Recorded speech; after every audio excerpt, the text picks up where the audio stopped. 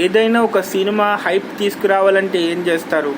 యాక్చువల్గా కథ ఇలా ఉంటుంది, హీరో వీళ్ళు, హీరోయిన్ వీళ్ళు, సబ్జెక్ట్ ఇది, డైరెక్టర్ వీళ్ళు చేయబోతున్నారు, బడ్జెట్ ఇంత అని మనం జనరల్గా ఏదైనా అప్డేట్ ఇస్తాం.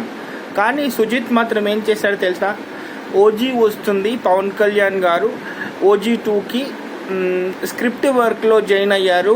అండ్ ఆయన కూడా కొంచెం తనకున్నటువంటి ఈ టాలెంట్తో స్క్రిప్ట్ వర్క్లో ఆయన ఇన్వాల్వ్ అవుతున్నారు. We are on the way and OG 2 వస్తుంది, Gambheera is on the way అని ఒక వర్కింగ్ టైటిల్ని చేసేసి OG 2 is coming very soon అని ట్యాగ్ లైన్ పెట్టి హైప్ క్రియేట్ చేశాడు. జస్ట్ పవన్ కళ్యాణ్ గారు పక్కన కూర్చుండబెట్టుకొని ఆ స్క్రిప్ట్ వర్క్లో ఇలా ఉండబోతోంది సిచ్యువేషన్, సో ఇది ఇంట్రడక్షన్ షాట్ అని చెప్పటం జరిగింది. అంతే. సోషల్ మీడియా ప్లాట్ఫామ్ ఏది ఓపెన్ చేసినా కూడా బ్యాక్గ్రౌండ్ స్కోర్తో తమను, అభిమానంతో అభిమానులు, ఈ ఓజీ 2కి సంబంధించినటువంటి అప్డేట్స్ ఎలా ఉండబోతున్నాయి, మరి ఓజీ ఆల్రెడీ 400 కోట్లు కొట్టింది, మరి ఓజీ 2 ఎన్ని వందల కోట్లు కొట్టబోతోంది, మరి ఇప్పుడు ఈ హీరోయిన్ ఎవరు ఉండబోతున్నారు? ఎందుకంటే ప్రియాంక మోహన్ అనేది క్యారెక్టర్ యాక్చువల్లీ ఓజీ 2లో అది క్లోజ్ అయిపోయింది అకార్డింగ్ టు ద స్క్రిప్ట్.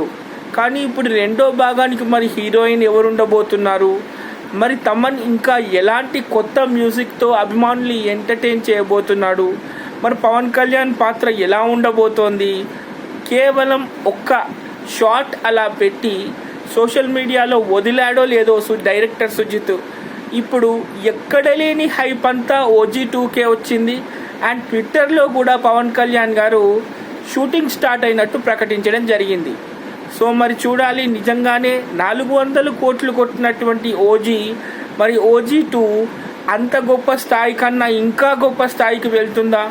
అభిమానుల అంచనాలు నిజంగానే కేవలం ఒక గ్లిమ్తోనే ఇలా ఉంటే, మరి ఒకవేళ నిజంగానే షూటింగ్ పూర్తయిపోయి థియేటర్లకు వచ్చిన తర్వాత ఓజీ 2 పరిస్థితి ఒకసారి ఆలోచించుకోండి ఎలా హైప్ ఉంటుందో.